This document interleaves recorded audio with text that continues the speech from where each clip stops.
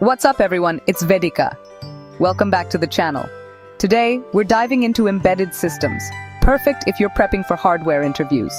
We'll break down common questions and give you the knowledge to crush it. This is part 1, so subscribe and turn on notifications for the next parts. Alright, let's jump right in. Let's start with the basics. When you hear the term embedded system, you might picture something complex, but the idea is actually quite simple and fascinating. Embedded systems are all around us, quietly powering the technology we rely on every day. An embedded system is a unique blend of hardware and software, carefully engineered to perform a dedicated function. Unlike general-purpose computers, which can run a wide variety of programs, embedded systems are designed with a single, specific task in mind. This makes them incredibly efficient and reliable. You'll find embedded systems everywhere, inside your smartphone, managing your car's dashboard, and even controlling the buttons on your microwave. They're also in washing machines, smartwatches, fitness trackers, and countless other everyday gadgets. Unlike your laptop or desktop computer, which can handle many different tasks at once, embedded systems are laser-focused on doing one job and doing it exceptionally well. This focus allows them to operate with minimal resources and maximum reliability. In fact, embedded systems are the backbone of countless devices we use daily, often working behind the scenes to make our lives easier, safer, and more convenient. Without them, much of our modern technology simply wouldn't function. Their hallmarks are efficiency, reliability, and the ability to operate in real time. Whether it's keeping time, controlling a robot, or monitoring a factory assembly line, embedded systems are built to respond quickly and accurately. By understanding how embedded systems work, you open the door to a world of technological innovation. These systems are the foundation of smart devices and the driving force behind the future of technology. Now, let's break down the core components that make up an embedded system and see how these tiny yet powerful devices are shaping the world around us. At the heart of every embedded system is a microcontroller or microprocessor. Think of this as the system's brain, responsible for processing information, making decisions, and controlling how the device behaves. These chips are designed to be efficient, reliable, and capable of handling specific tasks with precision. Alongside the processor, you'll find memory modules that store data and instructions, input and output interfaces that allow the system to interact with the outside world, and embedded software that tells the hardware exactly what to do. All these components work together seamlessly to perform dedicated functions. Embedded systems are everywhere in our daily lives. For example, in your car, they control critical functions like the engine, brakes, airbags, and even the entertainment system. These systems ensure your vehicle runs smoothly and safely, often without you even noticing. In household appliances like washing machines, embedded systems manage wash cycles, monitor water levels, and optimize energy use. They make these devices smarter, more efficient, and easier to use. Wearable technology, such as smartwatches, relies on embedded systems to track your steps, monitor your heart rate, and connect to your smartphone. These compact devices pack impressive computing power into a tiny package.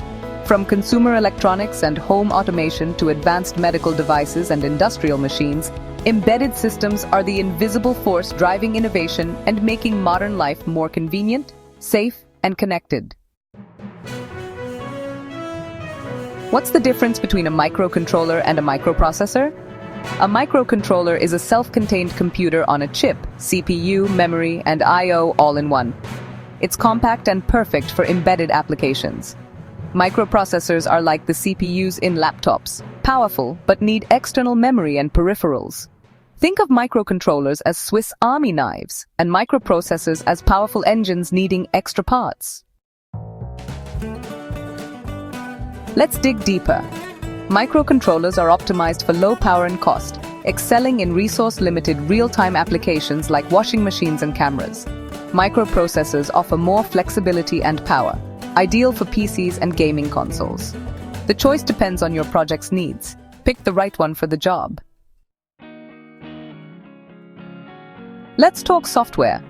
Many embedded systems use an operating system as a bridge between hardware and applications. The OS manages resources and simplifies development with a standardized interface. It also boosts reliability by handling errors and scheduling tasks. An OS brings order, letting developers focus on building great applications. Timing is critical in embedded systems. That's where real-time operating systems, or RTOS, come in. An RTOS ensures tasks are completed within strict deadlines. Think car airbags or medical devices. It prioritizes urgent tasks and uses deterministic algorithms for on-time execution. RTOS are essential for automation, robotics, and any application where delays aren't an option. Real-time responsiveness can be a matter of life and death. Let's talk about interrupts, a core concept in embedded systems. An interrupt signals the microcontroller to pause its current task for something urgent. For example, a sensor detecting a critical change can trigger an interrupt for immediate action. Interrupts ensure real-time responsiveness without constant polling. They make embedded systems efficient and highly responsive. Embedded systems handle I/O with two main methods: interrupt-driven and polling. Interrupt-driven I/O lets the microcontroller focus on other tasks until an event occurs. Polling means constantly checking for new data, which can be inefficient. Interrupt-driven I/O is best for real-time or infrequent data. Polling works when data flow is predictable or processing power is ample. Choose based on your application's needs. Embedded systems come in many types. Real-time systems meet strict deadlines, used in industrial control and medical devices. Standalone systems work independently, like digital cameras and MP3 players. Networked systems connect to other devices. Think smart home gadgets and routers. The world of embedded systems is always evolving. There's a type for every application. Timers are essential for accurate timekeeping in embedded systems. They schedule events, measure intervals, and create precise delays, like controlling traffic lights. Timers count clock pulses and can trigger interrupts for time-critical tasks. They're versatile tools for managing timing in embedded applications.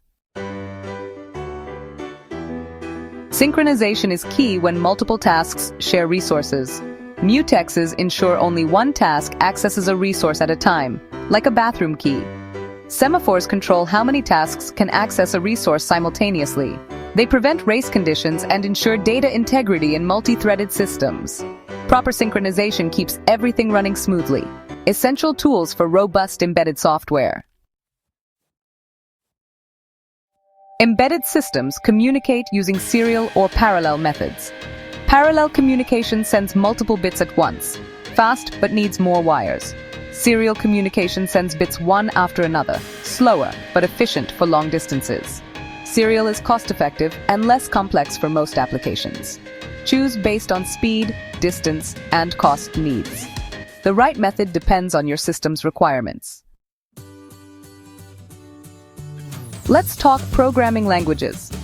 C is the go-to for embedded systems. Great balance of control and usability. C++ adds object-oriented features for larger projects, while assembly offers maximum hardware control. Choose based on project complexity, performance, and your expertise. Let's wrap up with a classic project in embedded systems, toggling an LED using the C programming language. This is often the very first program you'll write when learning to work with microcontrollers, and it's a great way to get hands-on experience with both hardware and software. Here's a simple code snippet. #include #define _extal _freak 200000000 void init trisbits.trisb0 =0 // set rb0 as output. This line tells the microcontroller that we want to use pin RB0 as an output pin, which means we can control whether it's on or off. This is essential for making the LED respond to our code. Port babits.rb0 =0 / LED off. Here, we're making sure the LED starts in the off state. Setting the pin low means no current flows through the LED, so it stays dark. Void main /init while 1. After initializing, we enter the main loop. This loop runs forever, constantly repeating the instructions inside it. That's how we create the blinking effect. Portabits.rb0 =1 / LED on delay _ms 500. Function keeps the LED lit for half a second, making the blink visible to the human eye.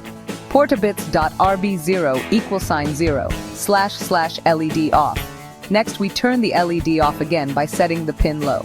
This alternates the LED between on and off states. __delay _ms 500. Another delay keeps the LED off for half a second before the loop repeats, creating a steady blinking pattern. In summary, we set up the microcontroller, configure the pin as an output, and use a continuous loop to alternate the LED between on and off states.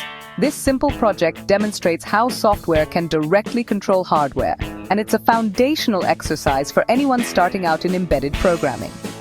This basic example covers the essential steps of embedded programming: initializing hardware, configuring pins, and using loops to create real-world effects. Once you master this, you'll be ready to tackle more complex projects and bring your own ideas to life with microcontrollers. That's it for part 1 of our embedded hardware interview prep. Next time, we'll tackle advanced concepts and tougher interview questions.